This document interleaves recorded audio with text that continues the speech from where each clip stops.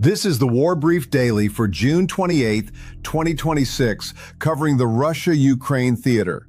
Tonight, the war escalated significantly on both sides of the front line.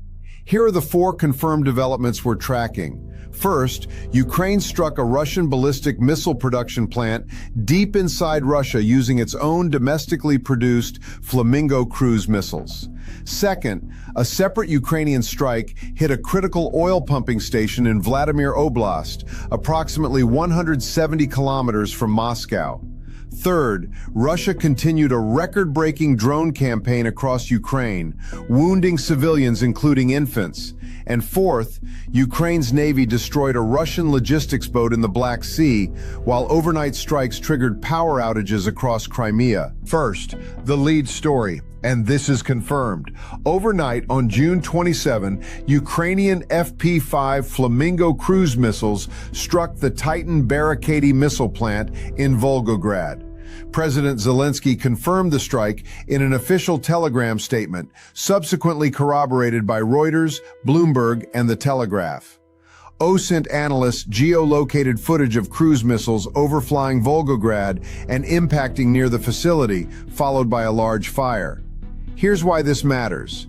Titan-Barrikady manufactures launchers for Russia's Yars and Topol-M intercontinental ballistic missiles, and critically, the Iskander-M tactical ballistic missile, the exact weapon Russia fires regularly at Ukrainian cities.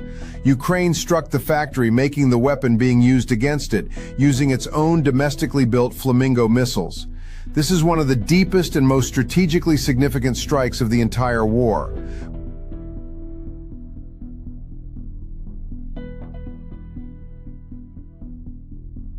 Second, also confirmed, the Ukrainian Security Service confirmed strikes on the Vitorovo oil pumping station in Vladimir Oblast, a key node in the Transneft Upper Volga pipeline network, approximately 170 kilometers northeast of Moscow.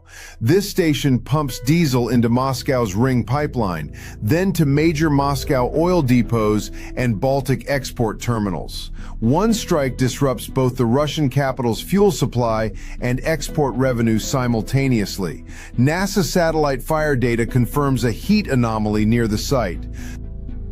On the drone ledger, Russia's Ministry of Defense claimed overnight that its air defenses intercepted 660 Ukrainian drones in a single night. That figure is a Russian MOD claim, treated as such, and note the actual launch number would be higher. Even discounted, it represents one of the most intense single-night drone exchanges of the war. Third, Russia struck hard across Ukraine on June 27. Drones hit Sumy, wounding 9 people, including 2 infants. Kharkiv saw strikes on gas stations and rail infrastructure.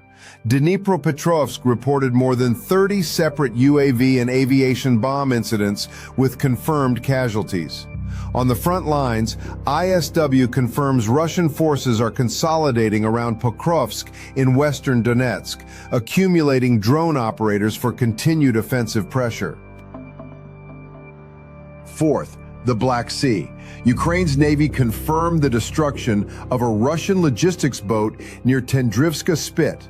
Overnight drone strikes on Sevastopol temporarily forced the closure of the Crimean Bridge, and power outages lasting up to 5 hours were reported across Crimea.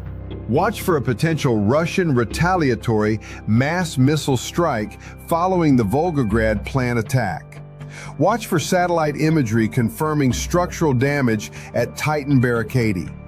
Monitor Russian fuel supply chains for accelerating disruption from the Vitorovo strike, and track Russian frontline activity around Pokrovsk closely.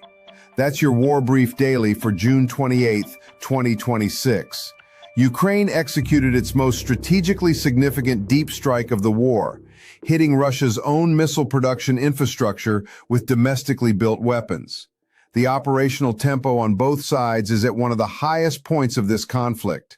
We will continue tracking as this develops.